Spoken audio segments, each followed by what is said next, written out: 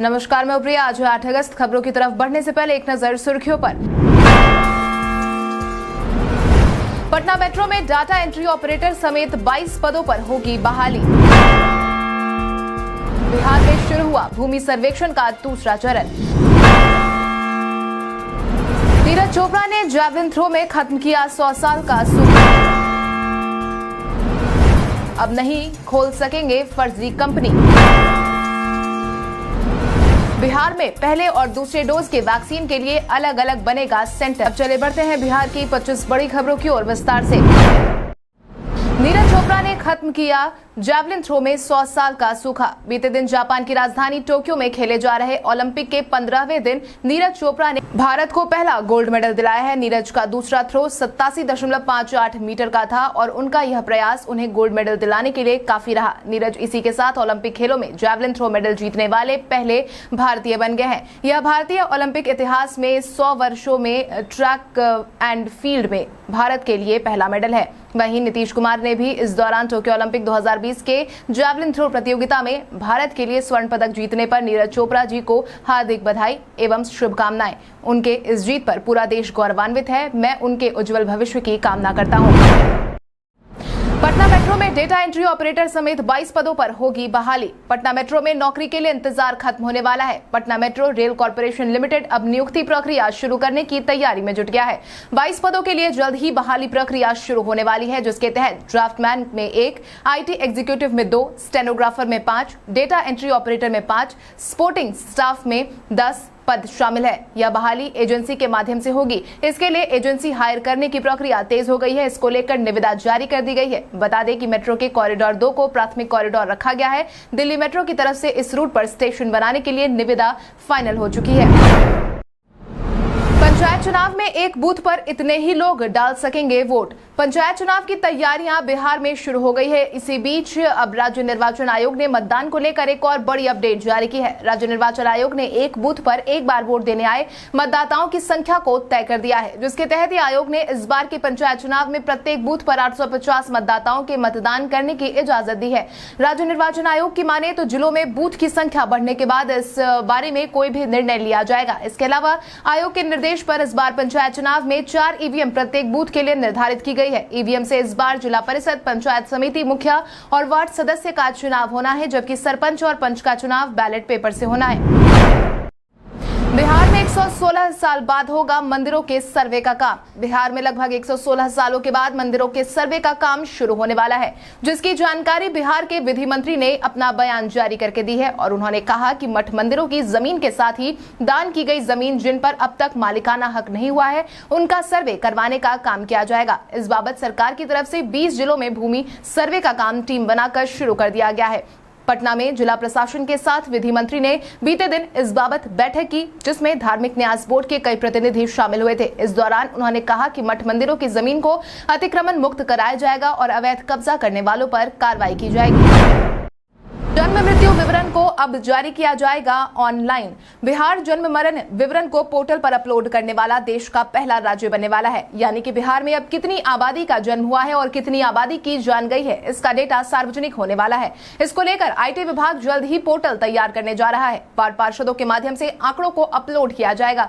जल्द ही यह ब्यौरा अपलोड होने लगेगा। आपकी जानकारी के लिए आपको बता दें कि जन्म मृत्यु का विवरण अपलोड करने की तैयारी नगर विकास विभाग और पंचायती राज विभाग के माध्यम से की जा रही है। आधिकारिक सूत्रों की माने तो कोरोना काल में जान गंवाने वालों के आंकड़ों में हुई परेशानी के कारण यह निर्णय लिया गया है। फलेरिया उन्मूलन के लिए बिहार सरकार ने शुरू की तैयारी। कोरोना और डेंगू की मार के बीच बिहार में फलेरिया उन्मूलन के लिए अभियान शुरू कर दिया गया है, जिसके तहत 22 जिलों में MDM यानी कि मास ड्रग एडमिनिस्ट्रेशन अभियान चलाया जाएगा, जिसमें अररिया, बांका, बेगूसराय, भागलपुर, बक्सर, पूर्वी चंपारण, पश्चिमी चंपारण, गोपालगंज, जहानाबाद, जमुई, कैमूर, कटिहार, खगड़िया, मधेपुरा, मुंगेर, मुजफ्फरपुर, पटना, सहरसा, सारण, सीतामढ़ी, सिवान, सुपौल जिले को शामिल किया गया है। स्वास्थ्य मंत्री मंगल पांडे की तरफ से मिली जानकारी के अनुसार यह अभियान 20 सितंबर से शुरू किया जा रहा है, जो कि पहले 14 जून को ही शुरू होने वाला था। ड्राइवरों के लिए तय होगा गाड़ी चलाने का समय। व्यावसायिक वाहनों के ड्राइवरों के लिए गाड़ी चलाने का समय तय होने वाला है। इस बाबत हाल ही में केंद्र सरकार की तरफ से भी बिहार सरकार के नाम पत्र जारी किया गया था और इस मुद्दे को लेकर अहम जानकारी साझा की गई है, जिसके तहत केंद्र सरकार ने सड़क हादसों में आ रही वृद्धि को देखते हुए व्यावसायिक वाहनों की निगरानी बढ़ाने की बात कही है। इतना ही नहीं, केंद्रीय सड़क परिवहन एवं राजमार्ग मंत्रालय ने इस बाबत अब व्यावसायिक वाहन चलाने वाले ड्राइवरों के काम के घंटे भी तय करने की बात कह दी है। सरकार का कहना है कि अंतर्राज्यीय परिवहन सेवा में ड्राइवरों को लगातार कई घंटों तक वाहनों को चलाना पड़ता है। थकावट के कारण ही दुर्घटना की आशंका बढ़ जाती है। ऐसे में जरूरी है कि ड्राइवरों की गाड़ी चलाने के समय को तय किया जाए। बिहार में अब आसानी से होगी कॉर्निया ट्रांसप्लांट की सुविधा। बिहार में कॉर्निया ट्रांसप्लांट की प्रक्रिया में अब एडवांस कॉर्निया ट्रांसप्लांटेशन प्रोसीरियर लैमिलर क्रेटोप्लास्टी शुरू हो गई है। बिहार का यह पहला संस्थान होगा जहां यह सुविधा विकसित की गई है। इस नई सुविधा की मदद से मरीजों को टांका लगवाने की अनिवार्यता से छुटकारा मिलेगा, यानी कि अब बिना टांका लगवाए ही कॉर्निया को बदला जाएगा। इतना ही नहीं, इसके तहत अब सिर्फ 1 से 1.5 घंटे में ही ट्रांसप्लांट हो रहा है। साथ ही मरीज और डॉक्टर का समय भी बचने लगा है। जॉनसन एंड जॉनसन की सिंगल डोज वैक्सीन को मिली मंजूरी। कोरोना के वर्तमान माहौल के बीच बड़ी खुशखबरी। भारत में कोरोना के जारी माहौल के बीच जॉनसन एंड जॉनसन की सिंगल डोज वैक्सीन को मंजूरी दे दी गई है, जिसकी जानकारी स्वास्थ्य मंत्री मनसुख मंडाविया ने ट्वीट करके दी है। वैश्विक स्वास्थ्य सेवा प्रमुख जॉनसन एंड जॉनसन ने बताया था कि उन्होंने अपनी एकल खुराक वाली कोरोना वैक्सीन के भारत में आपातकालीन उपयोग की अनुमति के लिए आवेदन किया है। कंपनी के प्रवक्ता ने एक बयान जारी कर कहा कि Johnson and Johnson private limited ने 5 अगस्त को भारत सरकार के पास अपनी एकल खुराक वाली कोरोना वैक्सीन के EUA के लिए आवेदन किया, जिसके बाद अब मंजूरी मिल गई है। आज बिहारी पहचान में हम बात करेंगे आरसी प्रसाद सिंह की। आरसी बाबू का जन्म बिहार के समस्तीपुर जिले में एरौत गांव में हुआ था। मैथिली और हिंदी के महाकवि आरसी प्रसाद सिंह रूप, यौवन और प्रेम के कवि के रूप में विख्यात थे। बिहार के 4 नक्षत्रों में वियोगी के साथ प्रभात और दिनकर के साथ आरसी सदैव याद किए जाए। आरसी सिंह ने अपने जीवन काल में माटिक दीप, मैथिली काव्य संग्रह, पूजाक फूल, मैथिली काव्य संग्रह, सूर्यमुखी, मैथिली काव्य संग्रह, कागज की नाव, कविताओं का संग्रह किया है। वहीं उन्हें अपनी एक कविता के लिए साहित्य अकादमी पुरस्कार से भी नवाजा जा चुका है। अगले 2 दिनों के लिए बिहार में जारी हुआ बारिश का अलर्ट। भारतीय मौसम विभाग के पूर्वानुमान के अनुसार बिहार समेत कई राज्यों में बारिश को लेकर अलर्ट जारी किया गया है। मौसम विभाग की तरफ से जारी की गई जानकारी के अनुसार बिहार में अगले 24 घंटे में कई जिलों में बारिश हो सकती है। बिहार में मानसून सक्रिय होने के कारण राज्य में कई हिस्सों में लगातार बारिश का दौर जारी है। अगले 24 घंटे के दौरान राज्य के कई भागों में बारिश की संभावना है। उत्तर बिहार के कई जगहों पर आकाशीय बिजली चमकने के साथ भारी बारिश को लेकर अलर्ट जारी कर दिया गया है। इसके साथ ही मौसम विभाग ने यह भी कहा है कि सभी लोग इस दौरान अपने घरों में ही रहे।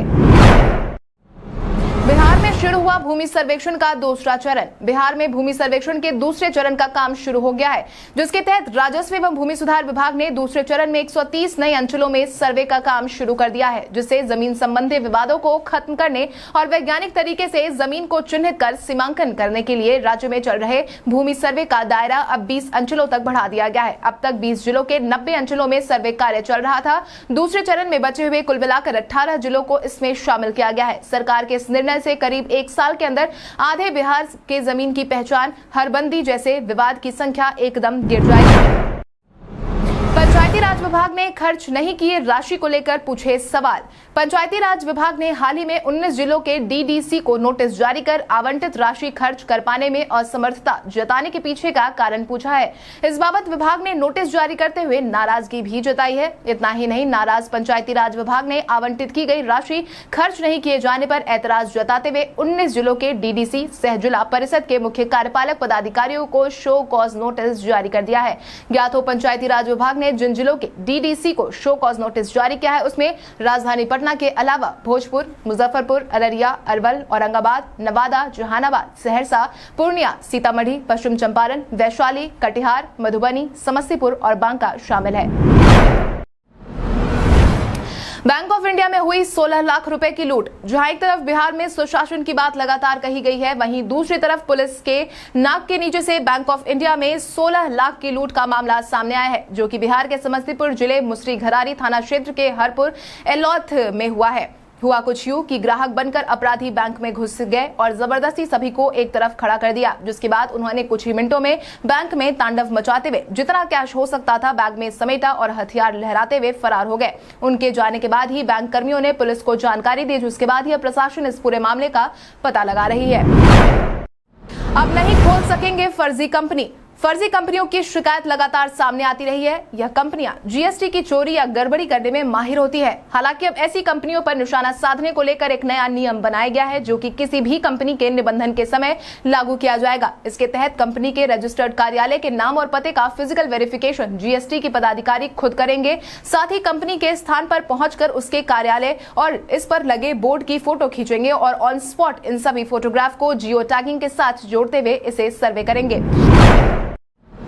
बिहार में पहले और दूसरे डोज के वैक्सीन के लिए अलग अलग बनेगा सेंटर। बिहार में वैक्सीनेशन अभियान जोर शोर से चलाया जा रहा है। बिहार सरकार की यही कोशिश है कि संभावित तीसरी लहर से पहले ही बिहार के अधिकतर जनता को वैक्सीन की डोज लगा दी जाए। इसी बीच अब बिहार में कोरोना वैक्सीन को लेकर एक और अहम जानकारी साझा की गई है, जिसके तहत बिहार में वैक्सीन के पहले और दूसरे डोज के लिए अलग अलग सेंटर बनाने की योजना बनाई गई है। यानी कि अब जो भी सेंटर जिस भी डोज के लिए निर्धारित किए जाएंगे, उस सेंटर के केवल वही डोज वहां पर दिए जाएंगे। हालांकि सरकारी जानकारों की माने तो पहले से चल रहे टीकाकरण केंद्रों में से भी कुछ को दूसरी डोज देने के लिए चिन्हित करने का आदेश जारी किया गया है। अब तक बिहार में 2.65 करोड़ लोगों का टीकाकरण किया जा चुका है।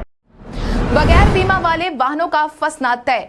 अगर आपके वाहनों का बीमा भी नहीं हुआ है तो आपको सावधान होने की जरूरत है, क्योंकि अब बिहार में ऐसे वाहनों के खिलाफ सख्ती दिखाई जाएगी, जिसके तहत अगर किसी वाहन से सड़क दुर्घटना हो जाती है या किसी व्यक्ति की जान इसमें चली जाती है, तो ऐसे में अगर आपके वाहन का बीमा नहीं किया होगा तो फिर उक्त वाहन को पुलिस जब्त तो करेगी ही, साथ ही उसकी नीलामी भी की जाएगी। इतना ही नहीं, वाहन जब तक पुलिस की गिरफ्त में रहेगा तब तक उस वाहन का न्यायाधिकरण के निर्णय के अनुसार मुआवजे की राशि नहीं अदा की जाएगी। इसको लेकर बिहार मोटर गाड़ी नियमावली 1992 और बिहार मोटर वाहन दुर्घटना दावा न्यायाधिकरण नियमावली 1961 में वांछित संशोधन किया गया है, जो कि 15 सितंबर से पूरी तरह से लागू कर दिया जाएगा। गोपालगंज हवाई अड्डे को चालू करने की शुरू हुई तैयारी। बिहार को जल्द ही एक और हवाई अड्डे की सौगात मिलने वाली है। मेरी जानकारी के अनुसार बिहार में गोपालगंज के हवाई अड्डे को चालू करने की कवायद तेज होती दिख रही है। इतना ही नहीं, जल्द ही बिहार के कई शहरों के बीच हेलीकॉप्टर सर्विस के शुरू होने की उम्मीद भी जताई जा रही है। ज्ञात हो, राज्य सरकार प्रमुख पर्यटन स्थलों को हेलीकॉप्टर सेवा से जोड़ने की योजना बना रही है। हथुआ स्थित सवैया हवाई अड्डे के रनवे की मरम्मत और परिचालन गतिविधियों में तेजी लाने की मांग को लेकर सांसद डॉक्टर आलोक कुमार सुमन ने भी नागर विमानन मंत्री ज्योतिरादित्य सिंधिया से हाल ही में मुलाकात की थी, जिसके बाद ही रीजनल कनेक्टिविटी स्कीम के तहत इसे चालू करने की स्वीकृति दी गई है। तेजस्वी यादव ने जातीय जनगणना को लेकर दिया बयान। बीते दिन जातीय जनगणना के मुद्दे पर राजद ने धरना प्रदर्शन किया था। हालांकि इस प्रदर्शन से तेजस्वी यादव गायब दिखे, लेकिन तेजस्वी यादव ट्विटर पर एक्टिव नजर आए। इस दौरान उन्होंने कहा कि जातिगत जनगणना करवाने की मांग जात पात की राजनीति नहीं, बल्कि उपेक्षित गरीब और वंचित समाज के उत्थान के लिए एक अति आवश्यक सकारात्मक प्रगतिशील कदम है। यह सर्वविदित है कि देश में सामाजिक आर्थिक रूप से सबसे पिछड़े ओबीसी, एससी, एसटी और ईडब्ल्यूएस है। सामाजिक, आर्थिक, शैक्षणिक और राजनीतिक पिछड़ापन एक बीमारी है। बीमारी से मुंह मोड़ने से नहीं, बल्कि उसको जड़ से खत्म करने पर कोई बात बनेगी। इसके साथ ही उसकी पूरी जानकारी प्राप्त कर उत्थान और समावेशीकरण के उपाय करने से ही उपचार होने की बात भी उन्होंने कही है। जदयू अध्यक्ष ने अकेले यूपी मणिपुर में चुनाव लड़ने के दिए संकेत। हाल ही में बिहार के नवनियुक्त राष्ट्रीय अध्यक्ष ललन सिंह ने जदयू की जिम्मेदारी संभाली है। तब से ही वो जदयू को मजबूती के साथ उभारने की कोशिश में लगे हुए हैं। इसी बीच अब ललन सिंह ने आने वाले समय में जदयू के स्टैंड को लेकर सब कुछ साफ कर दिया है। जैसा कि आपको पता है कि आने वाले समय में यूपी और मणिपुर में चुनाव का आयोजन होने वाला है। ऐसे में जदयू ने अभी से ही साफ कर दिया है कि आने वाले चुनाव में अगर एनडीए ने जदयू का साथ नहीं दिया तो जदयू इन दोनों जगहों पर अकेले ही अपने दम पर मैदान में उतरेगी। हालांकि उन्होंने इस मुद्दे पर पहले बात करने का आश्वासन दिया है। बात बनी तो साथ में मैदान में उतरेंगे, नहीं बनी तो अकेले मैदान में नजर आएंगे। जदयू ने लोजपा को दिया करारा झटका। बीते दिन लोजपा को जदयू ने एक बार फिर से करारा झटका दिया है। मुश्किलों में फंसी लोजपा की मुश्किलें अब और ज्यादा बढ़ गई हैं, क्योंकि जदयू को छोड़कर लोजपा के साथ जगदीशपुर के पूर्व विधायक भगवान सिंह कुशवाहा ने एक बार फिर से जदयू का दामन थाम लिया है। जानकारों का कहना है कि यह भगवान सिंह कुशवाहा की घर वापसी हुई है। हालांकि यह फैसला अचानक नहीं लिया गया। कुछ दिनों पहले ही भगवान सिंह कुशवाहा और वशिष्ठ नारायण सिंह की मुलाकात हुई थी, जिसके बाद से ही उनके जदयू में शामिल होने की संभावना तेज हो गई थी। शुक्रवार को उन्होंने खुद इसकी घोषणा की थी। जातीय जनगणना को लेकर राजद जदयू के विचार एक, लेकिन बयानबाजी तेज। बिहार में जातीय जनगणना की मांग लगातार देखने को मिल रही है, जहां एक मुद्दे पर राजद भी हां में हां मिला रहा है, वहीं दूसरी तरफ एनडीए भी दो हिस्सों में बटी नजर आ रही है। हालांकि एनडीए नेताओं को राजद का यह समर्थन कुछ रास नहीं आ रहा है। यही कारण है कि बीते दिन राजद की तरफ से किए गए धरना प्रदर्शन को लेकर जदयू के मुख्य प्रवक्ता नीरज कुमार ने कहा कि संविधान में सभी दलों को धरना प्रदर्शन करने का अधिकार है, लेकिन तेजस्वी यादव हमेशा आपदा काल में बिहार से गायब रहते हैं। अब इस नए दौर में वो आंदोलन की रणनीति अपना रहे हैं।